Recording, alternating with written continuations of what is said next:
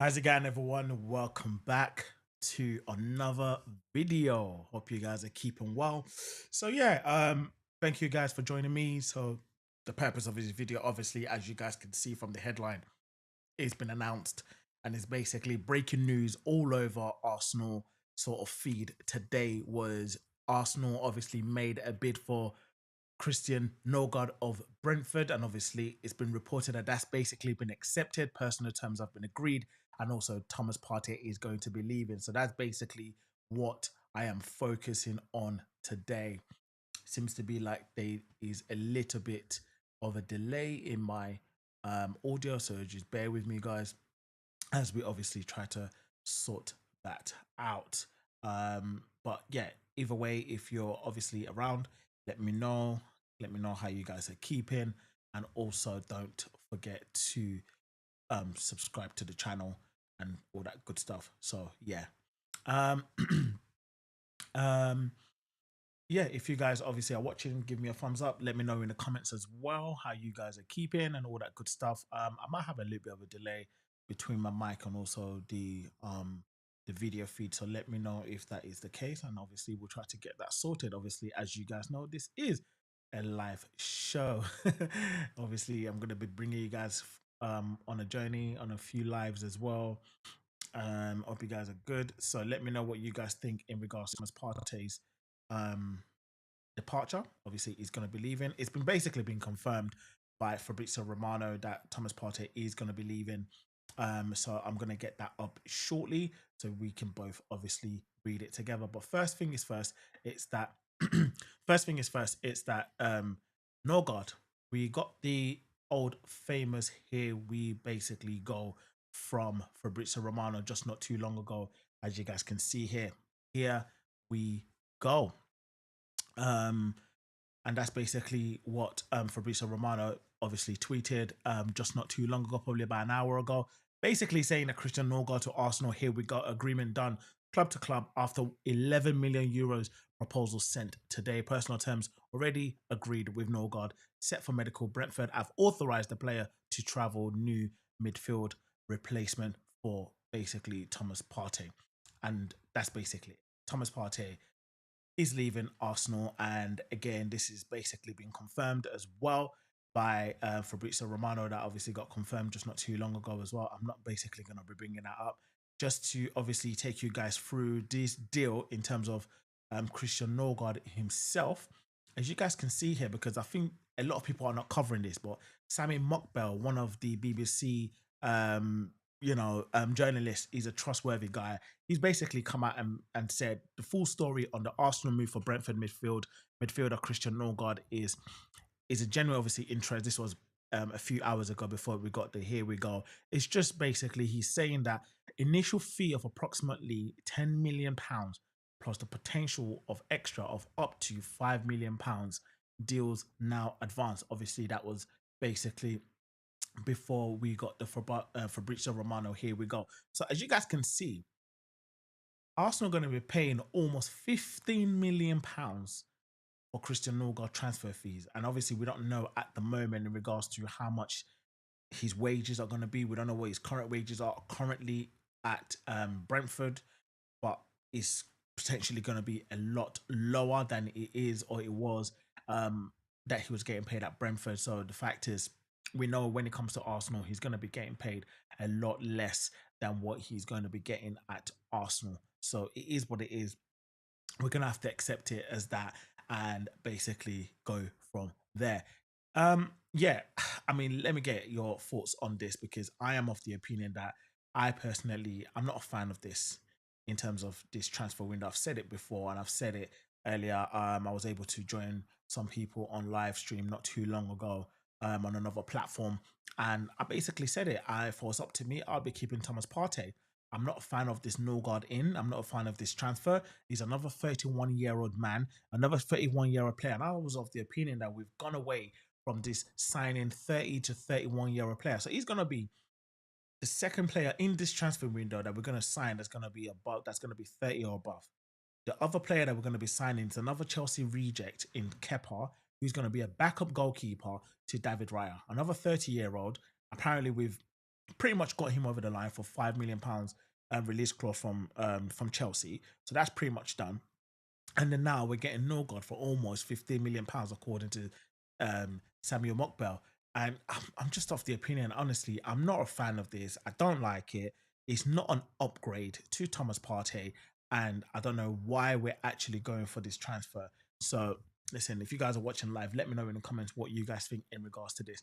But I'm of the opinion that NORGAARD is not an upgrade. We're at that point in sort of in Arteta's era, let's put it that way, because we haven't won a trophy in about 5 years. The last time we won a trophy was the FA Cup, and that was during COVID times, and we're still waiting to win another trophy. We have not won the Premier League in 21 years.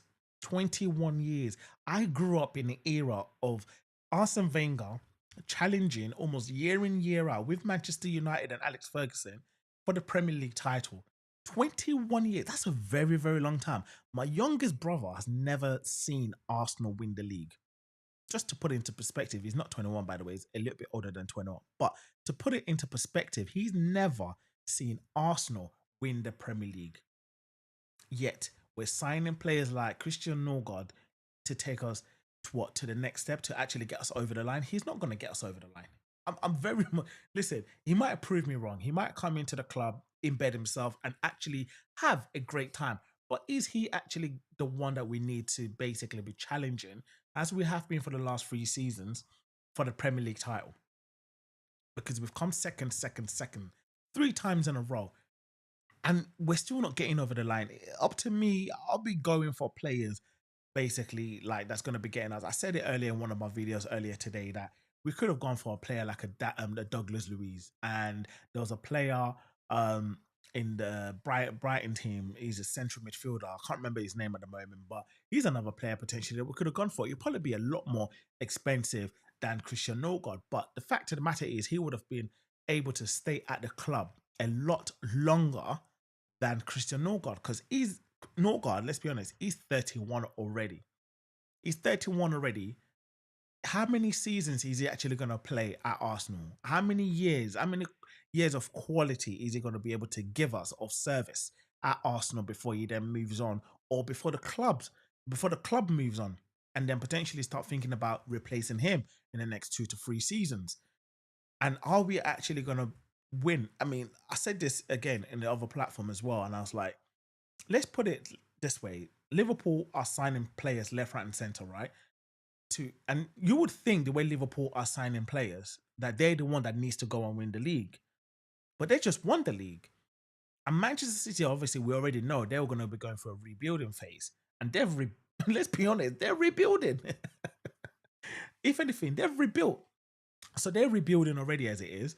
And then we've got, and my point was, or my question was, if this was Liverpool or Manchester City, would they be going for a player like a NORGAARD? Would he be a player that would potentially be taking them to the next level? Manchester City, like De Bruyne just left Manchester City, and who did they get in? Shirky. Look at like it's literally almost like for like, because Shirky is one of the highly most rated player in football at the moment, if not alongside probably Verts is a little bit higher than him, but next to that, you'd probably be thinking Shirky's not too bad, because I was looking at him when he was in France and I was thinking, hey, this guy's good, you know. But and he's gone to Manchester City, but yet Arsenal signing NORGAARD. God, you can't make this up. You really cannot make this up, and I just don't know, man. Honestly speaking, I'm just thinking, if we want to progress, and actually win trophies, we need to be doing better and signing better players that, one, there's longevity at the club, that is going to stay at the club for X amount, 4 or 5 years, not probably 2 to 3, because that's probably what NORGAARD is going to be. And then also having players that's actually going to add quality. I'm not going to sit here and lie and say, oh, I've watched NORGAARD day in and day out. I haven't. Obviously, I watch football. I watch a lot of football. But I can't think of in my head a game that I've watched that a game of Brentford that I've watched and I've been thinking to myself, he's an out and out, like he's a standout player. Anyone that watches Brentford will probably tell you the standout players that you can think off the top of your head is probably Embuemo, Wissa. I can't think of anyone else. And apparently, NORGAARD is their captain. He's their captain. But no one will probably be able to remember him. Like when you're picking out all the players from Brentford to think about, oh yeah, Christian NORGAARD. He's a decent player. Nah, nobody, not everyone is gonna be discussing Christian NORGAARD or thinking, yeah, Christian NORGAARD is basically that guy. I'm sorry, I don't believe that. And yeah, for a second. But it is what it is. And also, as I've said, my take on Thomas Partey, you know, it is reported apparently he was demanding wages of around 250 grand a week. Again, we don't know how true that is. That is all speculative. Um, and everyone is, it's a lot of people in the fan base are basically saying that this transfer makes a lot of financial sense. But if we went and won the league, if you took that risk, right, and then you won the league next season, you probably won the champ. I'm literally, this is all hypothetical, and I'm probably biting the bullet a little bit here, but because at the end of the day, we don't know what's going to happen. But so it's all hypothetical. Let's just say you go on to win the league next season, and then you go on to potentially win the Champions League, or let's just say you won the league, you won the FA Cup, you've done double next season. Wouldn't that risk have been worth it in terms of signing on Partey for another 2 to 3 years? Because in that way, if you sign him on, he might end up adding value, because now he's going for free. And there's rumors to suggest that there are 2 or 3 clubs that are out for him, a couple in Europe and also some Saudi club. So he's definitely going to get the money that he requires, but he also actually wanted to stay at Arsenal. That's the maddest thing. He wanted to stay at Arsenal. So I don't understand like why Arsenal couldn't have gotten this over the line, but clearly they were able to get NORGAARD over the line in a day. In a day, guys. I couldn't believe it. And I looked at it and I was just like, wait, hold on. Wasn't it just this morning that we got the news that from Fabrizio Romano and then from Sammy Mockbell, and then from David Ornstein, all reporting, by the way, that Arsenal were sort of putting in a bid or putting in an inquiry or something along those lines for Christian NORGAARD. And now we're sitting here almost 12 hours later and basically saying, here we go. So you're telling me Arsenal Football Club are capable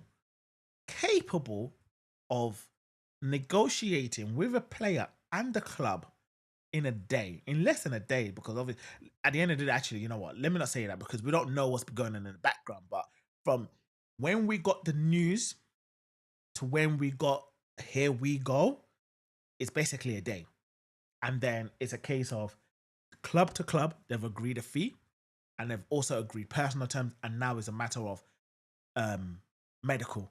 So you're telling me before July the 1st, Arsenal would have signed 3 players and only one of them I'll be very happy with.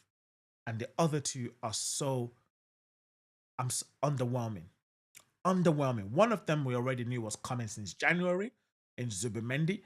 And now we're getting Kepa, a Chelsea reject, in my opinion, and Christian NORGAARD, a player that's probably in the latter stages of his footballing career. And no one saw this coming. And Arsenal always does this. A player that we never see coming, bam, get it done, cool. Because this happened a couple of seasons ago with Fabio Vieira. Who remembers Fabio Vieira? He's on loan at the moment, playing in a Club World Cup with Porto. We bought him from Porto. We loaned him back to Porto. And he's playing, and we're allowing him. He's our player, by the way. He's our player. He's at the Club World Cup, and they allowed him to play for Porto, which then shows, is it a case of they're allowing him to play to add value so that we can have a added value selling? Because I think we're going for like £35 million. We are not getting anywhere near that back because he hasn't been great. He's had an injury prone season at Porto. Obviously, he's playing now, but he's not playing great. I watched Porto the other day. He wasn't playing great. So you got, and we always do this, signing players. It's just, again, I'll take it back in that Emery era. He wanted, in his second year, he came in, first season, obviously got us to the Europa League final. Then that summer, I remember he wanted Wilfried Zaha. All of us was like, get Zaha, get Zaha. The reports suggest that he had had a discussion with Zaha personally. Man to man, they've agreed. Zaha's like, yeah, I'm coming to Arsenal. And what happened? Bang! Arsenal went to go and get Pepe. Arsenal went to go and get Pepe. That's basically what happened. Who remembers that? Because, bro, I remember £72 million. Up until Declan Rice, that was our highest transfer fee that we paid for a player in a long time. And how much of that did we recuperate? None. Zilch.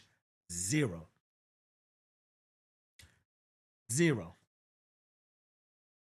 Terminated Aubameyang's contract. Terminated Ozil's contract. Kolasinac. Is it Torreira? The list goes on. We keep getting all these mediocre players. Stopgap. Guendouzi. Stopgap. Tavares. Stopgap. Lokonga. Stopgap. The list goes on. Fabio Vieira. Stopgap. Marquinhos. Stopgap. Where are all these players now? And these players all came under Mikel Arteta. Maybe not Guendouzi, but they all came under Mikel Arteta. And where are they now? And how much did we pay? How much did we recuperate? And that's exactly what's going to happen with NORGAARD. Yes, you might argue if you extend Partey's contract, you're not probably going to make any more money out of him. I get it. Cool. But the 11 million that you're paying in transfer fees, surely could have paid that in his wages in the 2 years, no? Or in a year. I'm just saying. I mean, you let me know you do the maths. I'm just saying at the end of the day. But it's one of those things where, as you can tell, I'm in the Thomas Partey's camp. I'm not in support. This was not what I expected when I woke up this morning. I was expecting Arsenal to have been like, yeah, we've finally decided what striker that we want. We're gonna put in the bid. And Arsenal in discussion whether it is with Sporting or with Leipzig. Furthermore, in regards to the striking position, I'll get onto that in a minute. But that NORGAARD was not what I was expecting this morning. I'm sorry I keep banging on about it, but that's the purpose of this live today. NORGAARD and the Thomas Partey. I'm a Thomas Partey fan. I remember when we got Thomas Partey over the line. Tell me what Arsenal fan wasn't happy with that. Thinking that was a massive coup to have gotten one of the best midfielders in the world at that time from Atletico Madrid of that caliber. That was when Arsenal was moving mad. Arsenal moved mad. Think about it. That time, yeah, it was almost towards the end of the transfer window. I remember it. Arsenal was trying to negotiate with Atletico Madrid. They weren't budging and all that kind of stuff. And Arsenal thought, you know what? Cool. Went to La Liga, paid the release clause. Boom. Partey to Arsenal. Done. That's when Arsenal was moving mad. Why can we not do that now? Where was that Arsenal? Where is that Arsenal? I don't get it. We went behind the back. We went, you know what? We're going to take Partey off you. And what? We're going to take one of your best players. And what? Do something. But Arsenal can't do that anymore. Now it's a case of, oh, let's respect the club. Let's respect the players. They're on holiday. Oh, let's respect the club because obviously to help them with their books. Hence the reason why the Zubimendi deal is taking forever to be announced. We already know he has done his medical. He's probably done all his media work, all his interview. It's reported that he's going to be wearing the 36 number shirt. But yeah, no announcement. What's going on with that? It's like this Arsenal, we're so rigid in our structure and the way we do business. I just think we just need to be a little bit more aggressive sometimes when it comes to transfers. Because my first choice striker, let me come on to the striker yet. Because my first choice striker was Alexander Isak. Alexander Isak was my first choice. I don't care, because if you watch the 3 or 4 games that we played against Newcastle last season, and you saw the way he messed us up, especially in the Carabao Cup, to the point where man got Saliba shaking in his boots. Who has ever done that to Saliba? Who has ever done that to Saliba? No one. No one's ever done that to Saliba. But Isak did. Saliba that's always cool, calm on the ball, great control, never shook, never. Saliba got shook. He got shook with Isak. So Isak for me would have been my first. Everyone keeps saying, oh, Isak, but Isak ain't got nowhere. Isak ain't got nowhere. What makes you say that? Any player is available at the right price.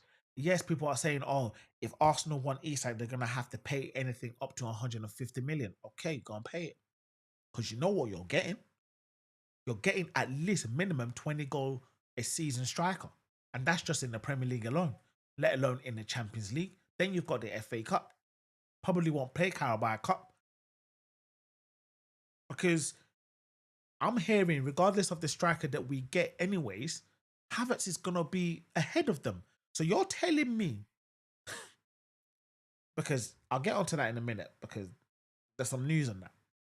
You're telling me if Arsenal were to get Sesko, because that's what he's basically looking like. If Arsenal was to get Sesko, you're telling me Havertz is going to be playing ahead of him.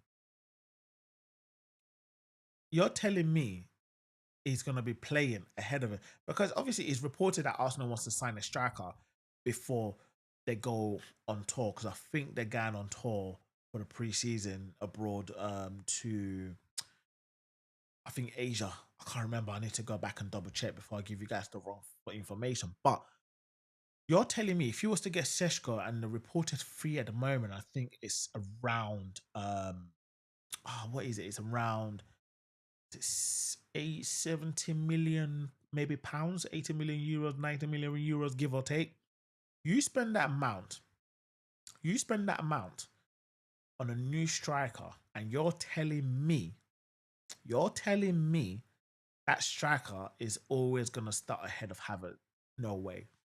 I'm very intrigued to see, one, what striker do we get, but I'll let you guys know in a minute, because I think I have a clue. We're from reputable sources. And also, in regards to the striker, my number one was definitely Alexander Isak. Even if it cost us 150 million, you know what you're going to get over the five years stay, or like 5-year period.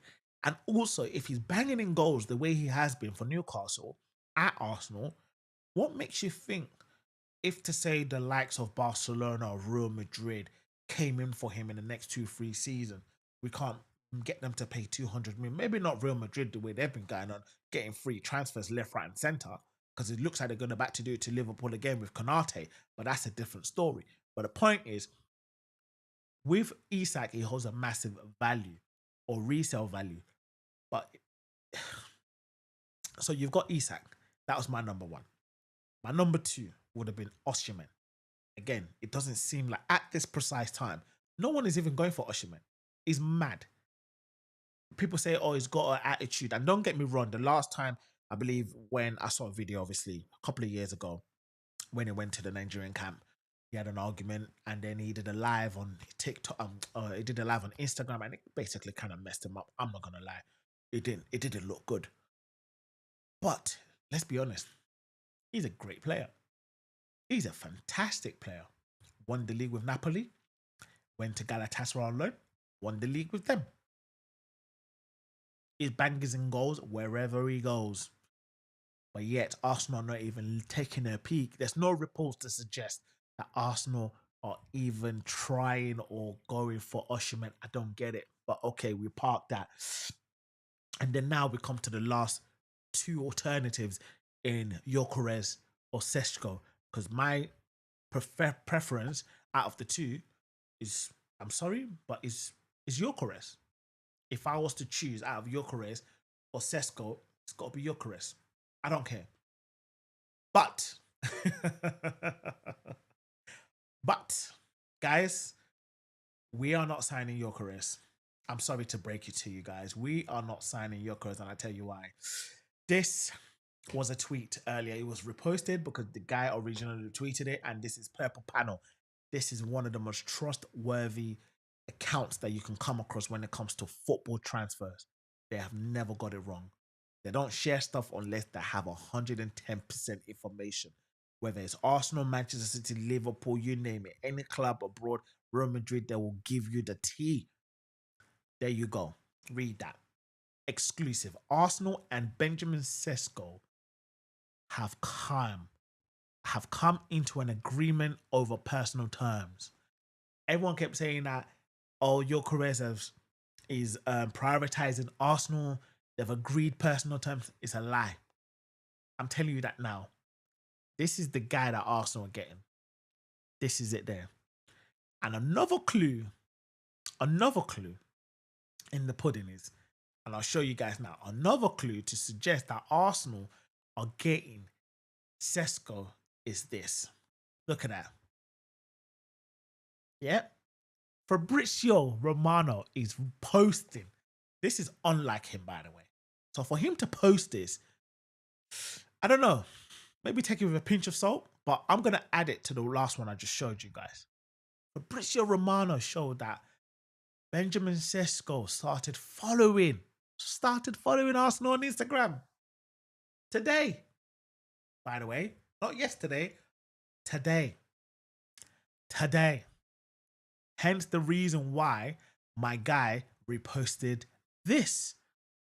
This is why he reposted this today as well, to confirm that Arsenal are signing Benjamin Sesko. And it's also obviously been reported that Arsenal want to get this done over the line before pre-season. So that's basically what they want to do. They want to make sure that they get a striker over the line before the preseason. I think it's July the 19th. If our first game is, and I think we're playing teams like AC Milan. I think we're playing Newcastle as well. We're playing Spurs as well. All friendlies, but we're playing them. And this is why it's so important to make sure that you've got all your transfers deal over the line before pre-season, in my opinion. So you go, okay, Kepa, done. Zubimendi, done. NORGAARD seems like it's done, even though I'm not a fan. Now, we need a left winger. So that's another one. We need a left winger. We need a striker, which is looking like Benjamin Sesko. Now, when it comes to the left winger, I personally think we need a right winger. Someone that's not even a backup to Saka. Someone that's going to be challenging Saka. Because the last 2 seasons, I saw a stat about how Saka's played one of the most minutes in the Premier League in the last 2 seasons combined. Probably some other defenders. But when it comes to attacking players, Saka's played one of the most minutes when it comes to in the Premier League. So I'm not looking for a player to be a backup to Saka. I love Saka. Don't get me wrong. You see it on this channel. I love Saka. Saka is my guy. However, he cannot play every single game and every single minute for Arsenal in the next coming season. Neither can Gabriel, neither can Saliba, neither can Havertz or Sesko if we get him in, and neither can Martinelli or Trossard. Basically, we need depth. Strength in depth. And yet we're getting NORGAARD. He's not strength in depth, in my opinion. It's just depth. Another depth. He's not strength in depth. Let's put it clear. But it's one of those things where if we're getting Kepa, we're getting Zubimendi coming, NORGAARD, so you can technically say that's the midfield sorted. We've still got Marino, we've still got Havertz who can play there. We've got Declan Rice. So you can kind of, and Lokonga is coming back as well, but I personally think that they're going to sell him because Arsenal extended his contract by another year with an option. I think they had an option to extend it, and so they took it. But my take on it is they want to sell him on to try and recuperate a fee. So I think that's the idea when it comes to that. So you can kind of say the midfield is pretty much done. Now, if we go through the team, left back, there's reports that suggest that Zinchenko might be going. Obviously, you got teams abroad in the likes of AC Milan that are interested. You've got Fulham in the Premier League. We always sell him to Fulham, so we might as well sell him over to Fulham. But for me, it's the fee. The fees is around £10 million for Zinchenko. And then you've got Kwanzaa from Liverpool going for 35 million. What is going on? How is this football business done? Sometimes I've got a question like, how is this even done? Because sometimes it doesn't make sense to me. It really doesn't. Like, how is Kwanzaa from Liverpool going for 35 million, and then we've got Zinchenko going for um going for 10 million? Make it make sense. Make it make sense, guys, because it really does not make sense to me personally. So ultimately, I'm just like, rah, okay, if that's the case, it is what it is. So we've got Zinchenko going. Then we've got, so does that mean, I mean, you got Calafiori who came in last summer for about £43 million. And even that one, I'm a bit like, that was a waste of money. That was a waste of money. I'm not going to lie, it was a waste of money. At the time, we didn't need him. I know, because Lewis Skelly went with Arsenal, I think, to America for the tour, and he was looking good. They took Wanyeri, they took Lewis Skelly, obviously Haven Hayden at the time when they were still at the club, and a couple of other youth and youngsters and academy players. So you kind of knew Lewis Skelly was up and coming, and they weren't going to spend another £43 million on a left back or defender who can sort of play with between centre back and left back, who actually, when you see him play, he looks more like a fucking striker. But it's £43 million that we spent on Calafiori. £43 million. That again, that one came out of nowhere, and we needed a striker at the time. We went for another defender. Right. So moving up to the field. So, and apparently we're linked with Hato as well, Jarrell Hato from Ajax. And it's looking likely, from all the rumors I've read and all the news and stuff, it's looking very likely that we might actually be actively going for that. But that's something to obviously wait and see how that one pans out. And then we move forward and then we look at, okay, you know what? Who's the other players? So we've got Jurien Timber on the right. You've got Jurien Timber, Ben White on the right. In the centre back position at the moment, in my opinion, is only Saliba. It's only Saliba. So Saliba on that right hand side, and you got Gabriel and Kivio on the left hand side. Some people are saying, well, Kivio can play on the right hand side, but he's a left foot player. But anyway, listen, it is what it is. And then you got Calafiori. Tomiyasu, as far as I'm concerned, he just needs to get in the bin. I'm sorry. His time is up. If we're talking about Thomas Partey being an injury-prone player, so what the hell is Thomas? What is Tomiyasu? Like, he's reminding me of Abu Diaby from back in the day. Like, we're carrying dead wood. I'm sorry. Always getting injured. It's like it's always more on the medical bench than it is on the bench of the pitch, bro. On the side bench. Like, bro, nah, I'm sorry. Tomiyasu, he's a player that needs to be going. You can potentially say who's going to buy him. Bro, just come to an agreement and terminate the contract. That is all I'm saying. We've done it before. We can do it again, because let's be honest about it. If he comes back, it's not going to be the same guy. My guy came back. The last time he came back, played a couple of games and was out for the year. And we're paying him wages. And they were talking about saving money on wages. But Tomiyasu is there on the bench collecting money. Yes, you might say he might not be on the highest wages, but he's still paying. He's still in a wage bill. Come on, man. Honestly, that's why I get tired of this club sometimes. I thought we had passed the time of carrying deadwood players, carrying players that obviously that just needs to be shipped off and just go. But yet we are still carrying deadwood. I thought the times when we got rid of Kolasinac, Traore, Guendouzi, Tavares, you can name them. I thought, you know what, people were saying, get rid of the deadwood. And I thought we had done that. But Tomiyasu's become another deadwood. Lokonga is not going to be that guy to take us again over the line. And like I said before, I'm of the opinion I think he's just basically going to go. Then in the midfield, like I said, so now Thomas Partey is gone, Jorginho is gone, so now it's going to be NORGAARD and Zubimendi. Then you got Declan Rice, Havertz, Marino, and Odegaard. That's our midfield. Unless I'm missing someone, please let me know. And then on the right wing, then you got Bukayo Saka, you got Wanyeri potentially, but I'm of the opinion that Wanyeri should be deputizing Odegaard. He's better as a number 10, in my opinion. It is what it is. But then who's challenging Bukayo Saka. Who would you guys bring in? Because I know who I'd bring in. I would bring in Mohamed Kudus. That's right. Mohamed Kudus. For me, that's who I would be bringing in. Unless there's another name out there. Bacola, potentially. But it's been reported that PSG don't want to let him go. He is not for sale. But again, like I said, any player is available for sale at the right price. Just have to put the money down. But let's be honest, Arsenal are not that guy. Oh, so frustrating. So frustrating. Arsenal are not that guy, but we want to win the league. Okay. Then, striking position. We ain't got no striker. So we get one or two strikers because we're linked with only, two of them. And apparently we've agreed personal terms with them. You know what will be crazy though? And I was thinking about this and I said this to somebody the other day. Don't put it past Arsenal or this Berta guy to go and sign Gyökeres and Sesko. Don't put it past them. Don't be surprised. Because we were talking about we need one striker. Imagine we get both. But I can't see that happening. Let me stop dreaming. I'm in a cuckoo land, bruv. But yeah, we ain't got a striker at the moment. Obviously, Havertz tends to play striker. Then we've got Martinelli. Then we've got Trossard, who tends to play false nine sometimes. And that's basically it. Because right now, we ain't got a quality on the bench. Our bench is bare.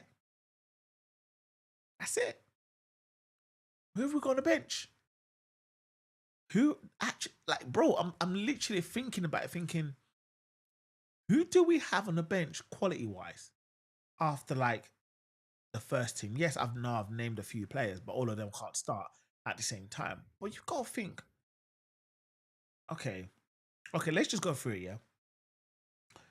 Starting lineup, for example. Got David Raya, so Kepa's a backup. Okay, cool. Right back. Timber, Ben White's a backup. Saliba, who's the backup? Calafiori, Kivio, maybe. I don't know.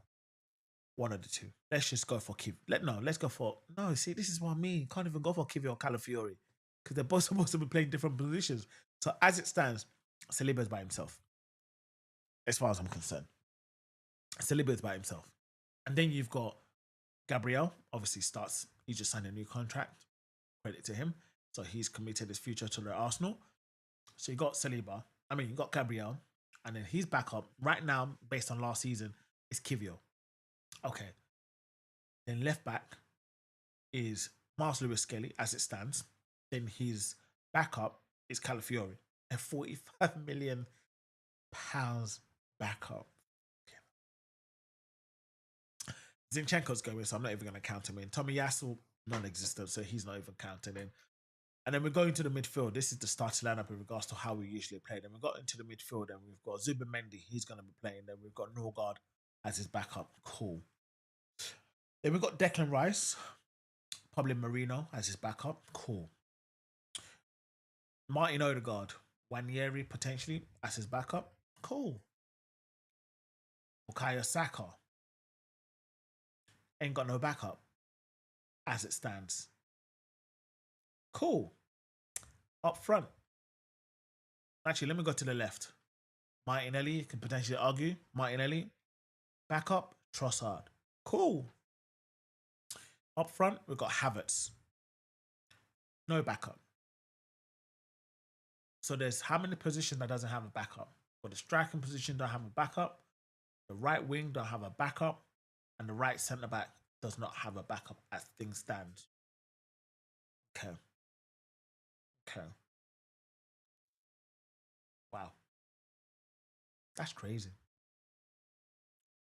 So in the event again that Bukayo Saka gets injured, got no backup. We end up playing Trossard or Martinelli on the right. Then that means then you have no backup on the left. In the event that Saliba gets injured, because he got injured towards the end of the last season, if you guys remember, we ended the season without Gabriel or Saliba, by the way, or Timber, by the way.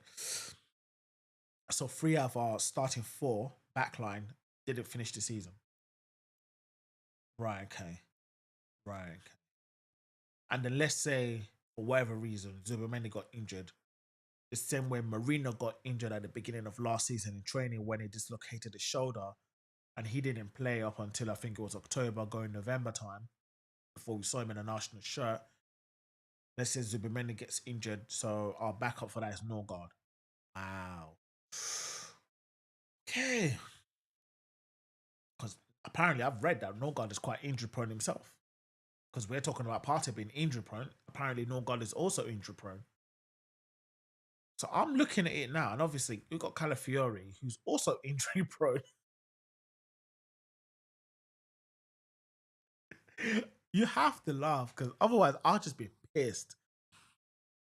So who do we have left? Or who or what do we have left? Who or what do we have left? I don't get it. I don't. How is this club operating like this?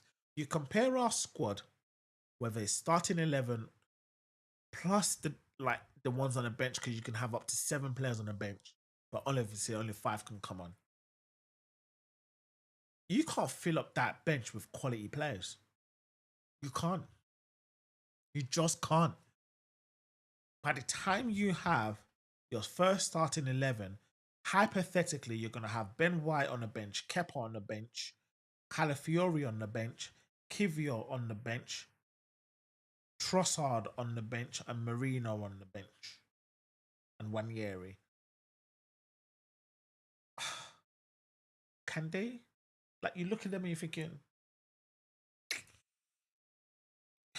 I don't know.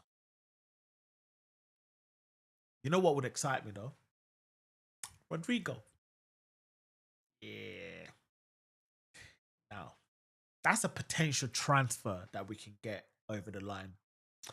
I said potentially because ultimately I think that with Rodrigo, it's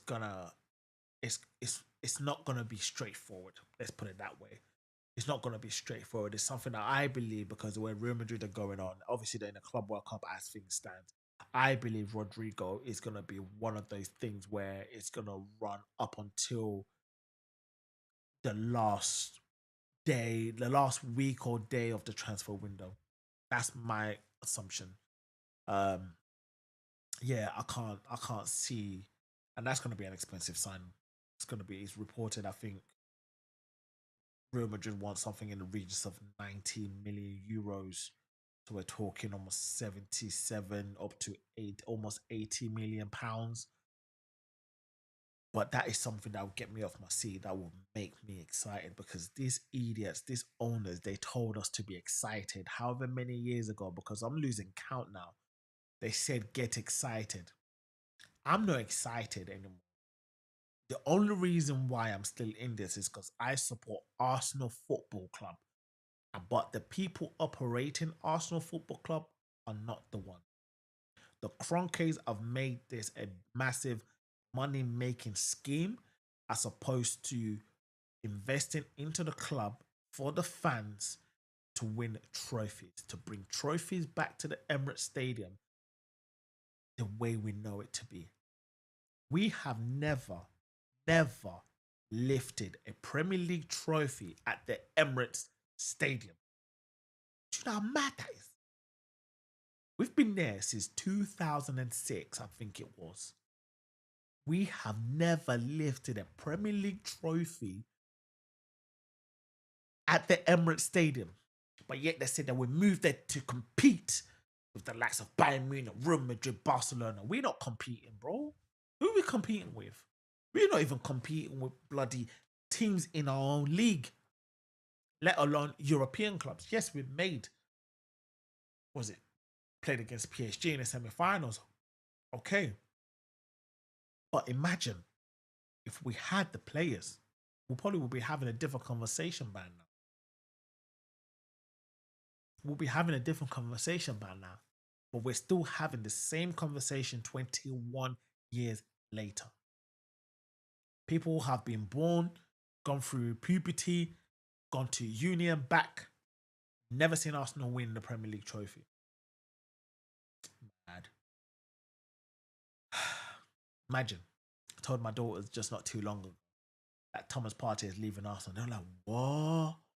No way, forever? He's leaving Arsenal, so he's never gonna play again for Arsenal? Oh no. So does that does that mean there's no more Partey? I'm like, nope, party done. The party done. Party done. Yeah. I've got a question for you guys. I've got a question for you guys. When was the last time an Arsenal signing made you really excited?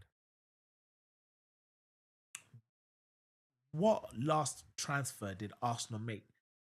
Because I know everyone's gonna say Declan Rice. That was too recent. Get that one, because that one did get me off my seat, and I was really happy about that. Because that was a massive coup. Par Declan Rice. Take away Declan Rice. Yeah, you might say that's unfair, but par Declan Rice. What other Arsenal transfers? Which last transfer made you excited that you thought, okay, we're gonna win something here, or we got a chance, we can compete? I can't. The only one I can think of personally for me is Aubameyang, and then before that, probably Alexis Sanchez. Yeah, and then probably before that was probably Özil. Off the top of my head, I might be missing a few. I might be missing one. I might have missed one. I don't know. But off the top of my head, that's the one I can think of. Let me know what you guys think. But yeah, I'm gonna come up to the end of this stream now because I can talk forever about Arsenal. But we're gonna park this now because I want to go to sleep healthily tonight. If they get this, listen, it's not even if. Fact is, Thomas Partey is leaving. His contract is coming to an end next week, Monday, I believe, June the 30th, which is a Monday. And then NORGAARD is probably going to come in. And I think that's when we're going to start seeing a lot of announcements. So make sure, if you haven't already, subscribe to the channel. I'm going to be doing a lot of video covering all the transfers, Arsenal news, you name it, and general football news as well. I know it's Mr. Gooner out here. However, you know, I love football. I'm going to be talking about football, but I predict that next week is when we're going to, even though we're seeing a lot of movement right now, I don't see Arsenal actually announcing anything up until next week. From next week, Monday, Tuesday time, that's when we're going to see a lot of announcements, beginning of July. I could be wrong, and I do hope they prove me wrong. But knowing Arsenal, they won't prove me wrong. If they announce something by Friday, listen, I'll put my hands up, like, you know what, kudos to you. But the likelihood is they're going to be announcing NORGAARD, not the one I want. It's just the facts. It's just facts, man. But listen, yeah, appreciate you guys, whoever's tuning in. Thank you for watching. Thank you for tuning in and everything. Much appreciated. Just seeing some more breaking news in regards to Arsenal.